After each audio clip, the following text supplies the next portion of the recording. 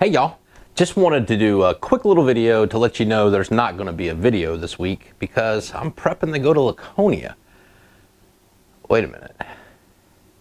Since we're already here,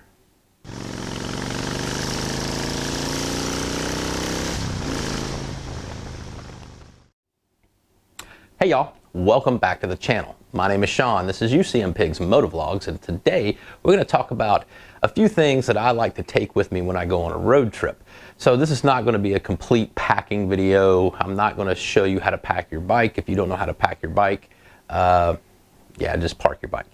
It's pretty easy, put some stuff in the bag, but there are some things that I like to take with me and make sure I have, and I'm a big list person. I keep a list on my phone where I can go through and check off. A lot of the stuff stays in my bike permanently, but these are things that I think are important to go on a road trip. Now, this is not a comprehensive list. You may have other things. Maybe you're new to motorcycle touring and you're looking for some ideas of things to take with you, or maybe you've been doing this for years and just want to see what somebody else takes and maybe you can add it to your stuff. I'd be interested to hear what you take with you, what's something that you think is very important to take on the trip.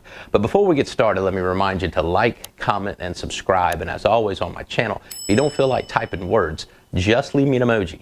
Let me know you're here. I greatly appreciate that. So let's get right into it. So the first thing I want to talk about is I want to talk about me and things that I like to have on my person when I'm traveling. Of course, you want to make sure you have your wallet, a timekeeping device, things like that, the correct clothing. We're not going to go into great detail, but I am going to talk about one piece of clothing and why I think it's important. And we're going to talk about boots. Now, these are my current riding boots. They are beat up. I've been sporting these boots since 2018. I wore them Sturgis and back pretty much every road trip, riding around. These are my riding boots, a good quality all leather upper riding boot with a hard sole. These happen to be a Harley Davidson riding boot, but I want to show you something that I keep in my boot right here in the laces. This is a dog tag. That is my dog tags from the Navy, and I keep one in my boot. And those of you that have served in the military, you're kind of familiar with this. We put a dog tag in our boot so we can be identified, and there's some important information on that, a little too much honestly, but one piece of information I like that's on this dog tag, of course, is my name and also my blood type. I am O positive, which that is not really a rare. A lot of people are O positive, but it does limit what type of blood that I can receive.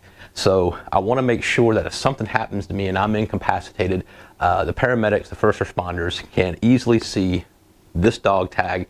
A lot of them are prior military. They'll notice it in my boot and they'll know to go to it and see my blood type. So I keep one in this boot. And then another thing I like to take with me is I like to take a backup pair of boots because you get into weather, your feet get wet. We all know you don't want wet feet. So I always take a backup pair, and I take this pair of boots. These are my old desert boots. I've had these since about 2007, and they're still holding up. These were actually my primary riding boots for a lot of years after I retired, and the same thing. That dog tag has been in there since 2007. So when I was deployed to Afghanistan, that's when it went in there, and it's been in there ever since. So these kind of give me some comfort. Sometimes I just put them on because I actually like wearing them. They're really comfortable boots, especially when they're broke in. So this is my backup pair of riding boots. A good, solid constructed. They're not all leather, but they got a good firm upper to give you that ankle support and a good hard sole. So that's a little bit about what I like to have on my person. Of course, you always want to have your PPE. The other piece of personal protection, where I put it right here, is a good pair of leather chaps. These are just run-of-the-mill black leather chaps. Taking these for two reasons. Traffic, road conditions. If I'm not feeling comfortable, people are being foolish, I might pull over, put my chaps on. It gives me a little extra added layer of protection if something happens. And especially for cool mornings. Again, going north, it's going to be a little cooler. We are actually staying about 50 minutes south of Laconia. So in the evenings, we might be riding back, might be riding up early in the morning, and there's no sense of being uncomfortable. If it's in the 50s or 60s, throw my chaps on, and I'm nice and comfortable. So those will go in there. And this also has a dual purpose. We'll talk about that in just a minute. This is electrical tape. I take a roll of electrical tape. A lot of uses for electrical tape. I always take a roll with me. Again, this is something that stays in my bike all the time. One thing that you don't ever want to be without is a good tool roll. This is a tool roll that I've put together. I bought the roll and I've added tools to it. We're not gonna open it up, but I'll just give you an idea of some of the things I have in there. I have a T27 Torx, I have a T25 Torx. I have, you know, sockets and things that I know are very common on a Harley Davidson. I make sure I have those in there. A set of crescent wrench, a set of pliers, a pair of cutting dikes, some zip ties, screwdrivers, just various stuff in here. And it's in a nice neat roll that can go in the bottom of my saddlebag. Another thing that's important going along with your tools is a flashlight. Now I choose to take a headlamp. This headlamp is pretty bright. And this one doesn't flash, but I can set it on the back of the bike and wrap it around something, and it can bring attention to the bike if I'm not able to use my flashers. And then most importantly, the last thing you want to do is be holding a flashlight. I don't have my sons with me to hold the flashlight in the wrong place, so I can put this right on my head if I'm needing to do a roadside repair on the bike or whatever I need, maybe give assistance to someone else. I'll be able to do it with a nice bright light. Speaking about giving assistance to people and assistance to myself, is a first aid kit. Again, this is something that stays in my bike all the time. Now, this was a pre-bought first aid kit. You can see it's kind of beat up, and I've added a lot of stuff to it. Now, I'm not trying to perform surgery. I'm not an EMT.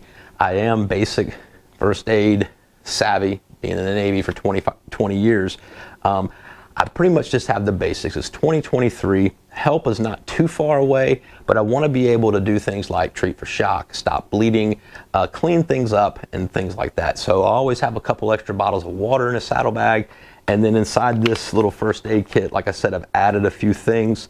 It has your basic stuff, compresses, tape, some antiseptic cleaners, a whole bunch of Band-Aids. But these are emergency blankets. I have several of these, and I keep 2 of them in here. These are very versatile. You can use them to cover things, and more importantly, it's very good when you're treating someone for shock. The last thing you want them to do is to stare at something like a compound fracture. So let's get that covered up. Let's put them at ease so they're not staring at it. And these things come in handy. They can go in the trash, and they're good to have in your bike at all times, in my opinion.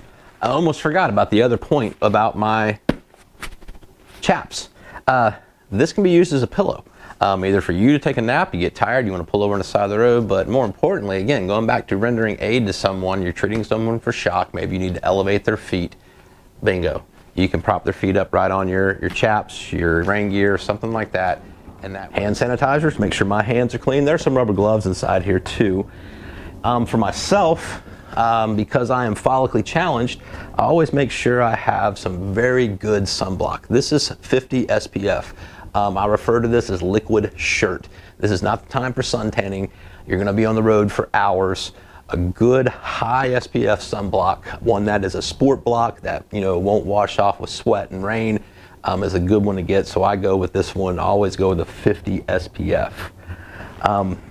Staying on personal hygiene, big fan of dude wipes. A lot of people talk about monkey butt, and yeah. Swampy monkey butt is not fun. You ever pull into a rest stop because you got to have a massive number 6 and there's no toilet paper. You have one of these, and you also carry one of these. This is referred to as my PR, my personal roll. That's a roll of toilet paper in a plastic bag. Along with a dude wipe, you can take care of business.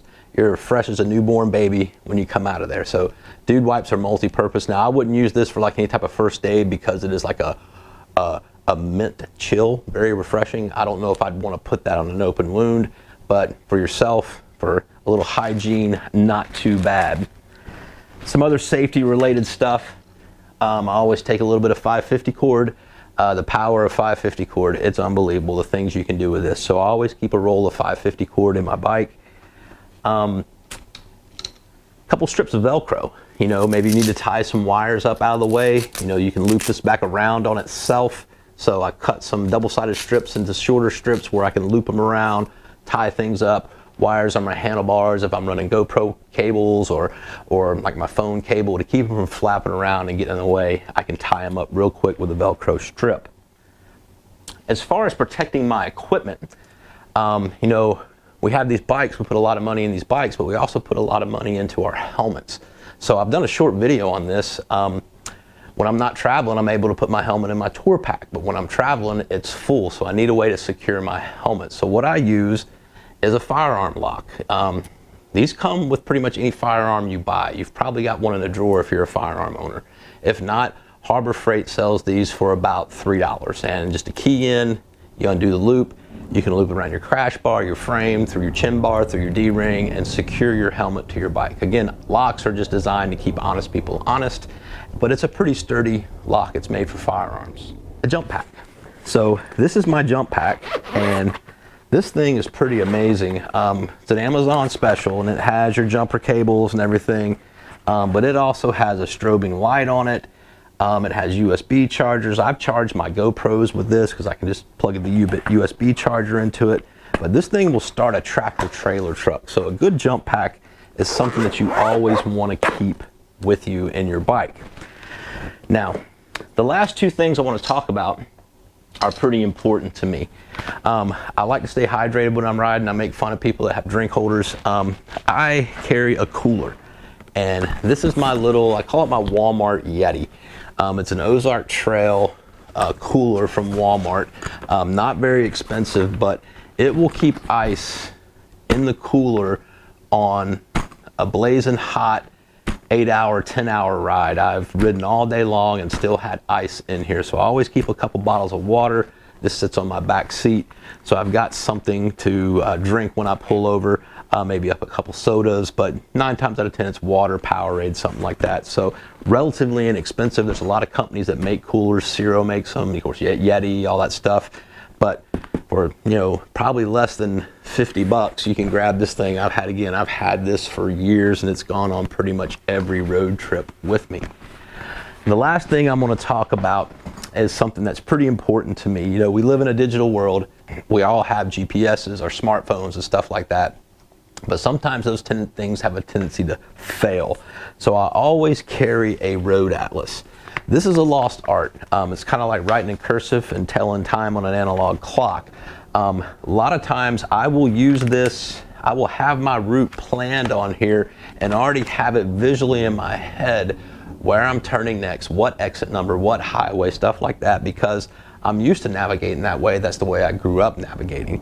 So a good road atlas and knowing how to use the road atlas is a must. This is one from, gosh, it's several years old. I got this several years ago as a gift from Hog. So it probably needs to be updated, but it'll get me where I need to go. So that's just a few things that I take with me on my road trips. I hope you guys enjoyed. If you have any other additional things that you think are important, leave it in the comment. Let's share it. People can read it. Maybe they're new, maybe they're old, maybe they're looking for new ideas. Those are just a few things that I think are important. So heading out for Laconia on Friday the 9th. I should be up around Hooksett, New Hampshire around 6 o'clock in the evening. Going to shut it down, and then we'll be up in Laconia probably mid-morning on Saturday morning hanging out. So if you're going to be at Laconia, be sure and shoot me up on Instagram, leave me a DM. We'll get together. We'll say hello. I'm not going to do a meetup. I'm not that big of a channel, but I'll be looking for other people's meetups. So that's it for this week. I hope you guys have a fantastic end of your week. I hope you have a great weekend, and I hope to see you in Laconia. But until we talk again, you guys be careful. You guys be safe. Always keep your shiny side up. And we'll talk to you later.